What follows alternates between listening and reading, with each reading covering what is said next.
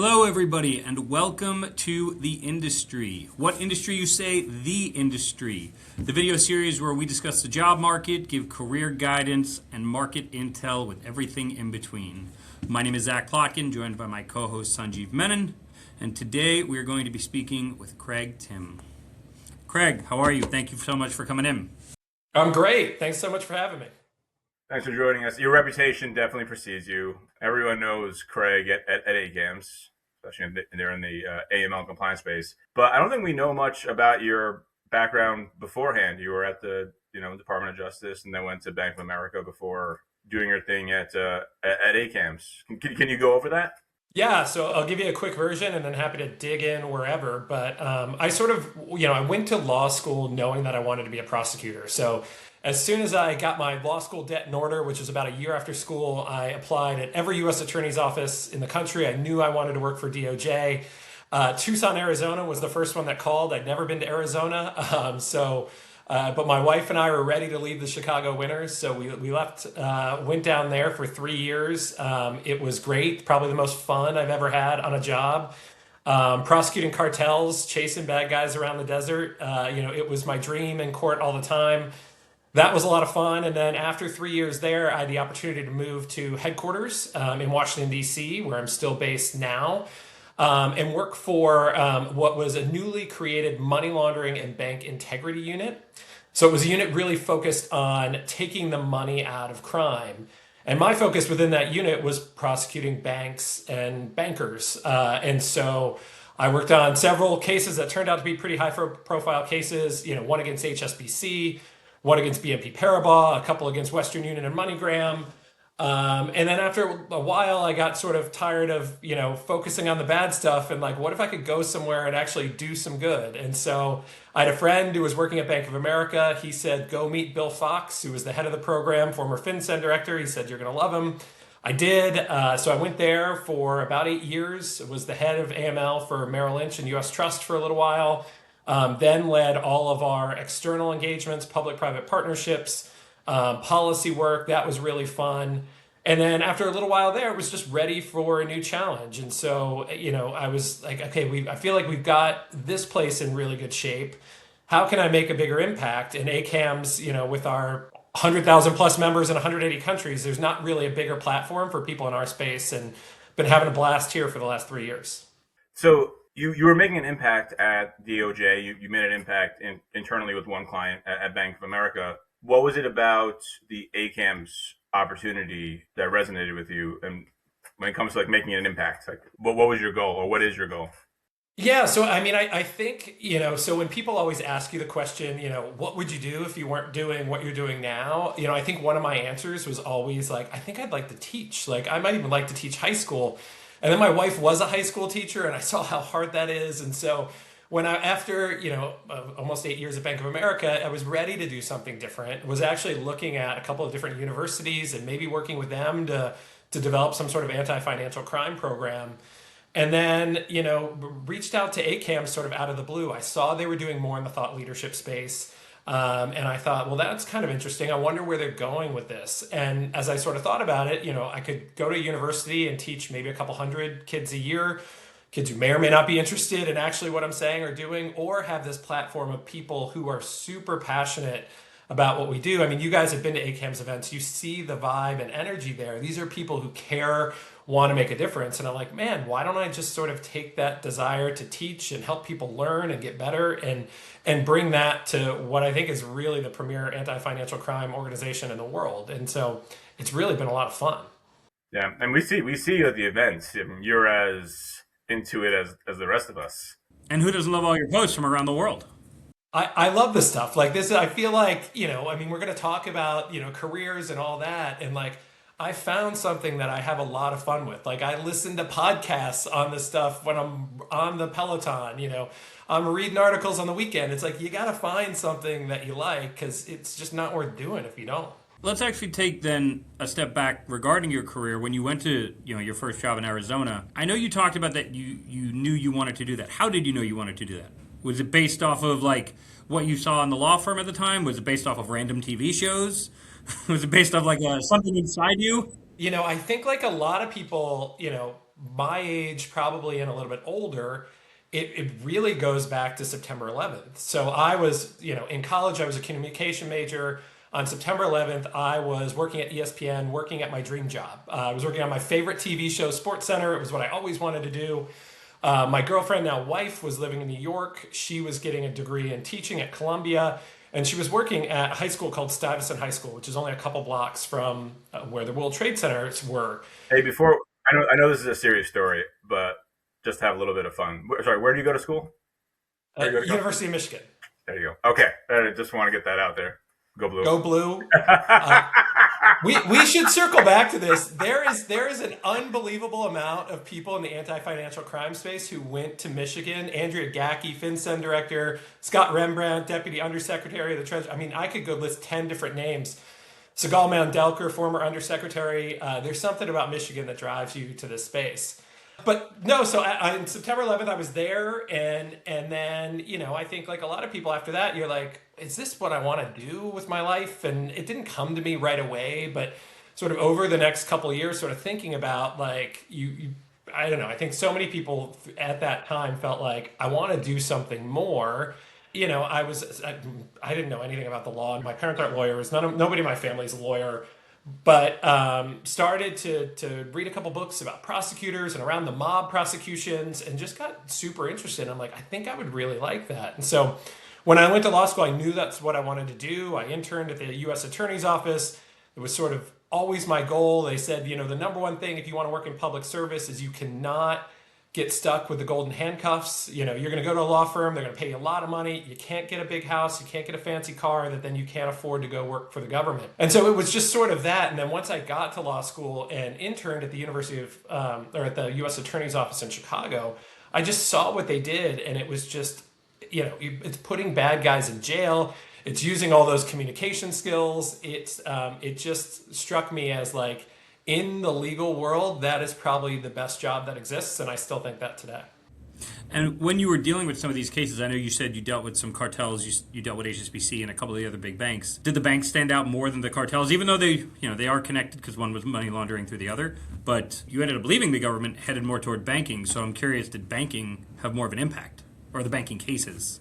Yeah, it was sort of an evolution for me. So I wasn't, as I'm prosecuting, and look, I was a relatively young prosecutor, so I'm not, I wasn't prosecuting Chapo Guzman. I don't want to like overstate the role I was playing.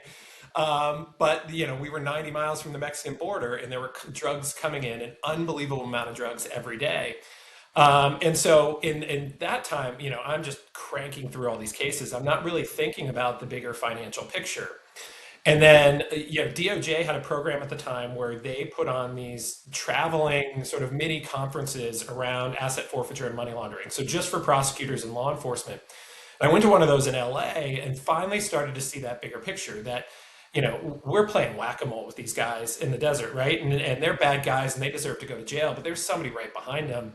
And if you want to make an impact, you've got to figure out a way to take the money out of what they're trying to do. And so that really opened my eyes to, okay, if that's the way to make a difference, you're never going to convince the bad guys to they're always going to have the motivation to do it. But maybe some of these intermediaries you can convince, you can sway, right? They don't start out, vast majority of banks, even the ones I prosecuted, don't start out as wanting to be bad. There's sort of this process that evolves with, funding cuts and other things along the way that gets them there. So it really was just about, thinking, oh, this might be interesting and maybe I can make more of a difference focusing on the financial angle. But I didn't know a thing about banks or banking when I came to headquarters. I had to sort of learn all that on the fly.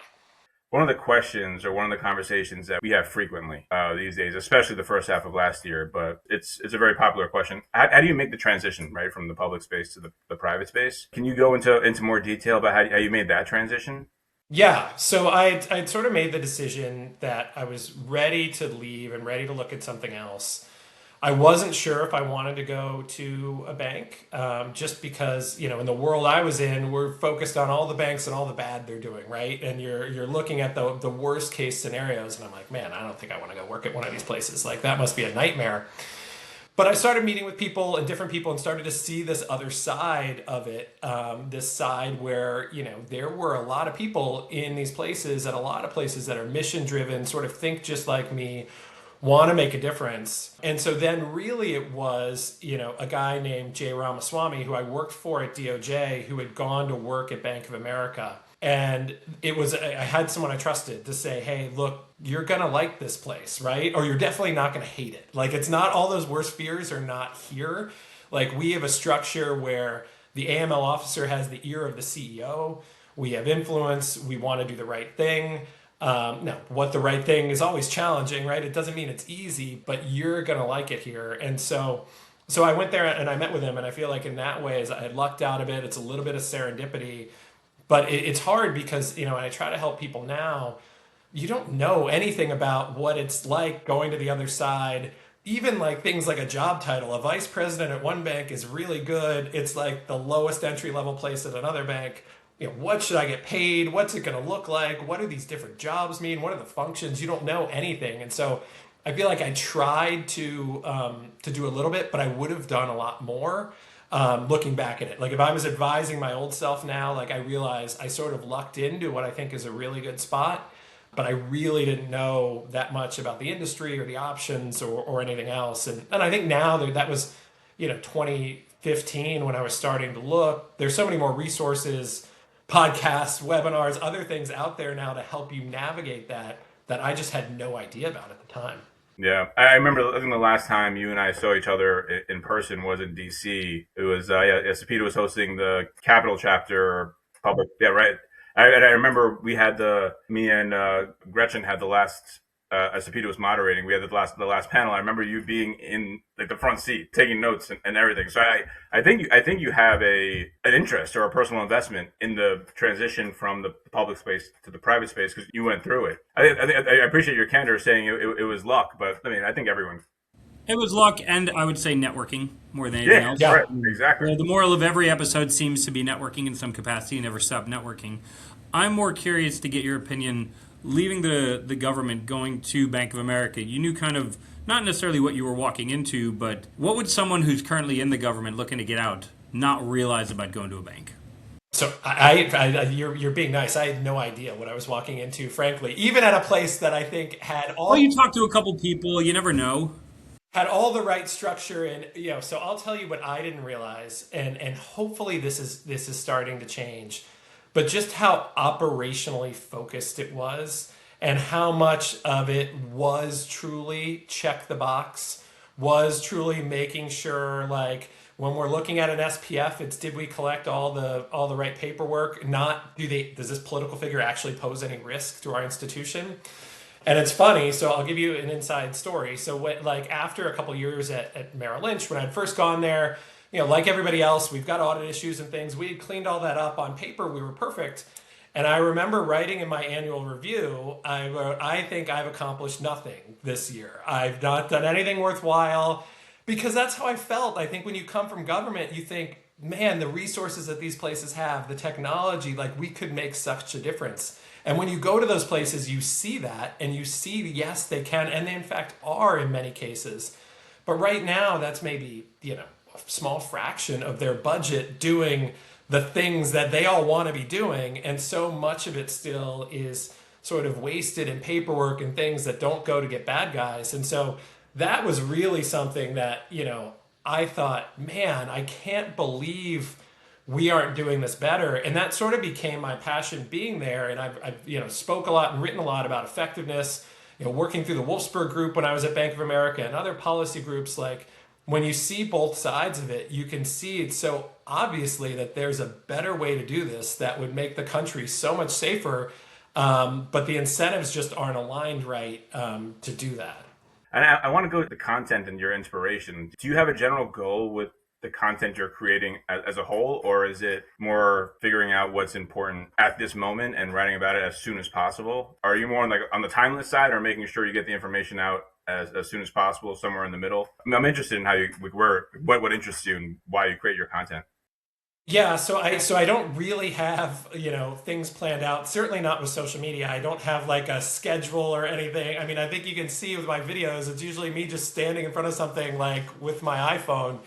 But I think about if you think more broadly about content, like with some of the stuff I produce at ACAMS and the social media stuff too, I try to think a lot about like the benefit of my job now is I have time to read all those things that I never had time to read before.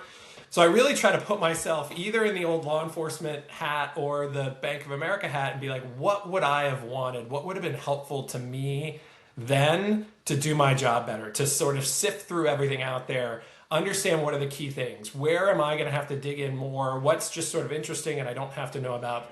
And I think that's sort of what drives a lot of it, is just, what do I think I would have liked? What do I think people I would like? And so that's, both with sort of the ACAM stuff and the social media stuff, there's not really a master plan to it. It usually is just something comes to me. I think, oh, that's interesting. I'll put that out there and then really don't, obviously I want something to be valuable. And if it's for ACAMs, I want the members to value it. But when it's for social media, it's really just like, sometimes, one person who you really respect, like reaches out or says something and you're like, okay, that's worth doing it. I'm glad that I shared that. Being that you have all this time now and you're reading a little bit more, do you find yourself thinking more about how past organizations or organizations that have gone through stuff in the past could have reacted? Do you find yourself thinking more, what's coming up ahead? How are they going to deal with that?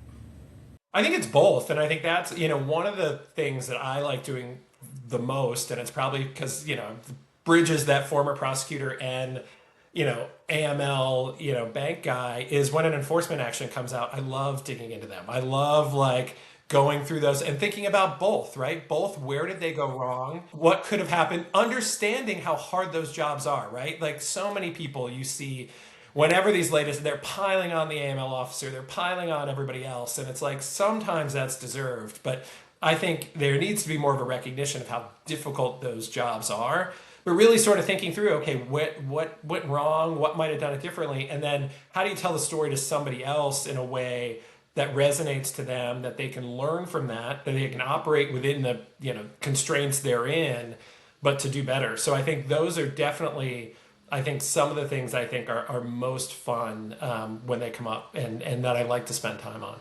You obviously went over to Bank of America. You worked with Bill. When you kind of went in, I'm curious what a program like that looked like in 2016. Versus, like, obviously today, there's, I don't know how many employees in the program. I mean, it was ahead of its time in a lot of ways. So even back then, they had, what I'll call a smarter transaction monitoring system that aggregated alerts, that aggregated negative news, and came up with risk scoring so that you weren't just going the level 1, level 2, level 3 reviews of alerts. There was a sophisticated thing already in place. Now it's much more sophisticated today, and other banks are doing incredible things too. But they had that when really no one else had that. Was it a proprietary system? Yeah. So it was something they created in-house.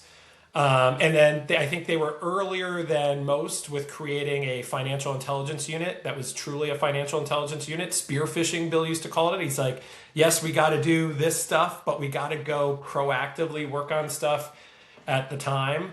But even then, like that was part of the program, but then still, like everyone else, they were responsive to the regulators. And when the regulators want X, Y, and Z, and the regulators expect to see this, and whether you think it's actually going to make a difference in financial crime or not, you got to do a lot. So I think, in some ways they were ahead of the game with some of those things. I think in public-private partnership, we were way ahead, and that's thanks to Bill. I think because he came from where he came from as director of FinCEN, he saw the same things that I would have seen and said there's a better way. And so he was willing to fund things that like weren't ever going to matter to us in exam, but matter to the country and matter to the community. And so we did that. But all that said, we still had to do all the same other stuff that drove me crazy and everybody else was doing. So I'm not trying to paint this picture but there were these nuggets of things that I were like, man, if we could just do more of that, that's where we should be focused. You obviously, you built these programs. Obviously now you're at ACAMS, your audience is kind of all size organizations, not only banks, but fintechs, MSBs, and all this stuff. Doing with the training, doing with the content, do you think some of the smaller stage financial institutions or early stage fintechs can survive with an established program with how everything is these days?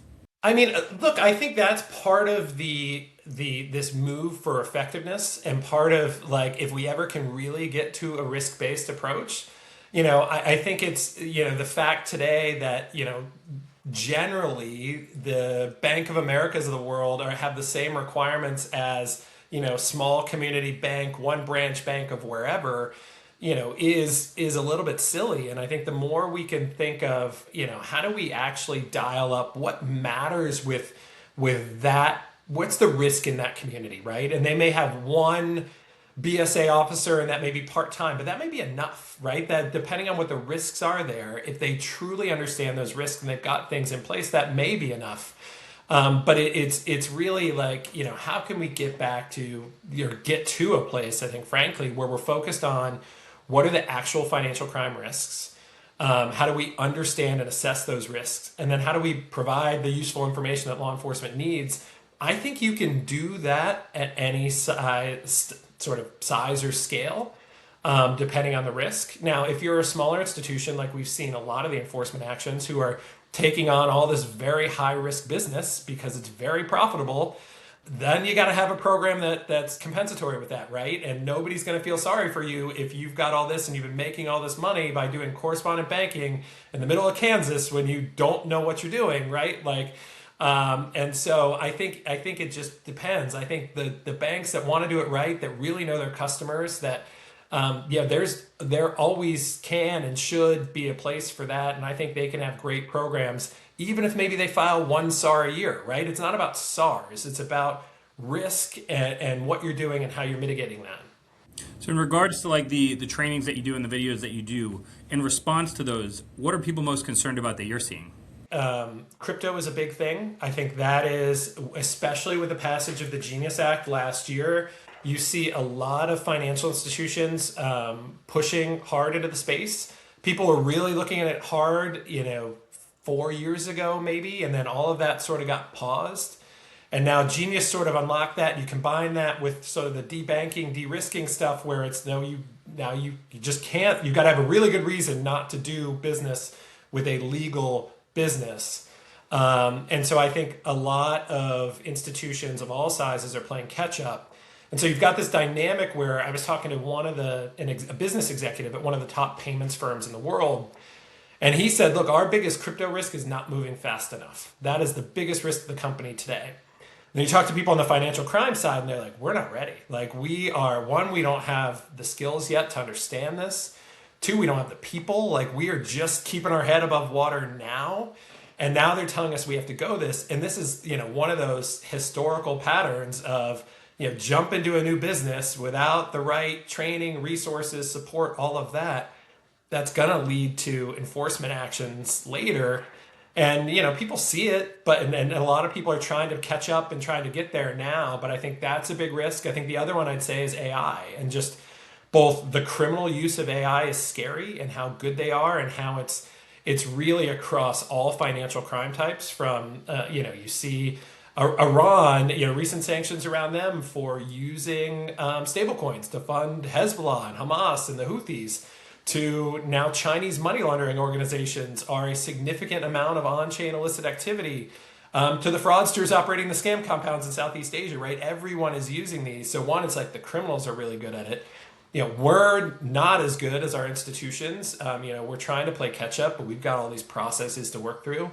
And then lastly, and you guys probably see this more than me, what's it going to do to my job? Like last year was the year when there were real fears. I did a webinar on AI last year and polled the audience, and over half of them said they thought AI would have a negative impact on their career prospects. So like the fear is there and it's real, and in some ways it's founded because you use this stuff and you see how good it is and you're like, man, if this is just early stages, where is it going to be? So I think those are some of the big worries that I hear.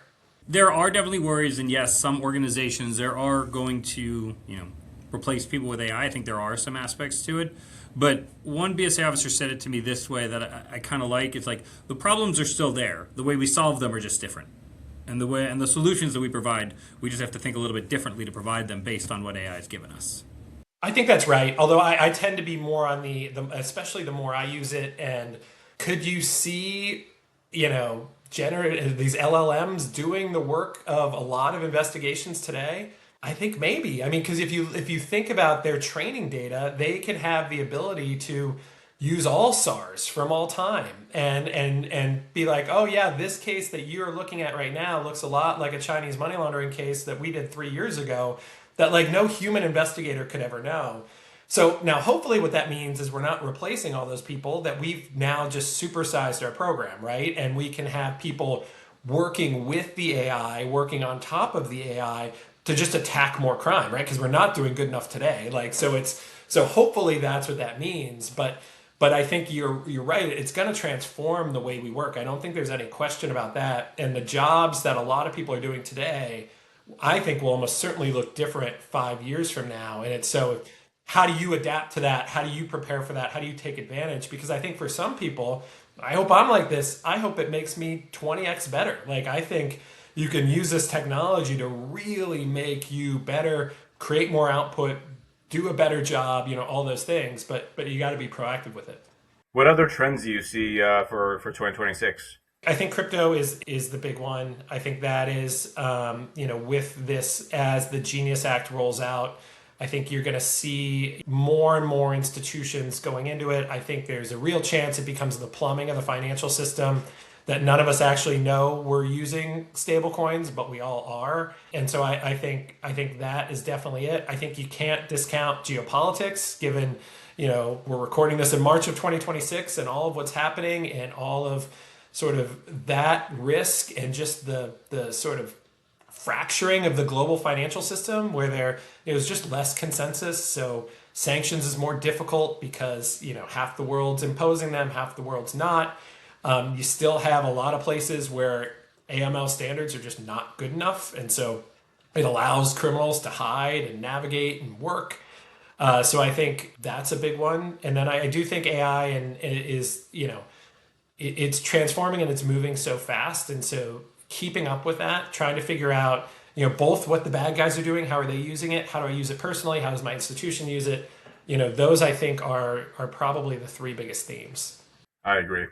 I mean, AI, and especially what happened with Block at this point 2 weeks ago, it's eye-opening. Yeah, and there was a report last year out of the Netherlands that talked about how the Dutch banks were looking to cut hundreds, if not more, jobs in the next 2 years of investigators. And so I think you've got to be aware of that. But I think the way you can proactively deal with that is whatever you're doing, AI can be your superpower, right? How could you work better with it? How can you figure out how your institution can do it better? And sort of coming up with those solutions in terms of, especially if we get to a place, in the US and elsewhere where we're focused more on effectiveness and outcomes, how can AI help drive that working together with people, I think is going to be really big. Yeah. So have you heard of organizations, like everyone uses the term efficiencies in AI and it's coming in. Have you heard of any type of organizations that they're upskilling their current employees? Some are getting rid of some, but who's upskilling their current employees and how are they going about doing it? Have you heard of any organizations doing that? Yeah, so I think I've seen a couple different things, and you guys might be more, I'm more on the front lines with this than me. I think definitely everybody's looking to upskill. When we do AI-related trainings, they're full. Well, the conference sessions, we've got our conference coming up in Hollywood in a few weeks. The AI sessions, I guarantee you, will be jammed. Companies are doing it, individuals are doing it. And then I think the other thing that I've noticed is some sort of AI literacy requirement is in a lot of job requirements. They're hiring, financial crime functions are hiring a more diverse skill set. They're bringing more data scientists, more tech people in as part of the financial crime function. So I think it's both upskilling the staff that they have, which they are doing, but then also rethinking what are the skill sets we actually need to fight crime where we are today. And it's, some institutions are like, look, it's easier to teach people the financial crime stuff than the tech stuff. And so as we're looking to hire or replace or backfill, we're going to think about a different group of people to bring in to round out our financial crime function. Great. I think we could end there. This was a really good session. I really appreciate it. Any words of wisdom before we let you go. Anything on top of your AI advice or crypto advice or any other trends? So I think I'd end. I think I'd end with this. Given that your audience is financial crime fighters, I think they don't hear this enough. That their work, wherever you are, whether you're in the government, whether you're in a financial institution, academia, consulting, like your work does matter. And I think right now, we're in a regime where sometimes it's hard to see that, right? Sometimes you don't feel the end results. And hopefully that's changing. But I think your work does matter. It makes the country safer. It makes our community safer. And I think, trying to remember that, you're doing something really important. It gets hard when you're stuck in the day-to-day minutia, but I just want to leave people with that. I appreciate that. Purpose is so important. I feel like it's easy to find purpose in this particular area more than others. And it's easy to get lost in the day-to-day minutia and not pull yourself out and really remember, hey, that's why feedback's important. If you're from the government out there, feedback matters. Like, you will never see an investigator happier than when they hear their SAR made a difference, right? And so, yes, it's important for measuring effectiveness and all that, but it's just, this army of financial crime fighters out there, keeping their morale high, keeping them working is really essential for the country. Craig, thanks again for your time. Really appreciate it. Yeah, thanks for having me.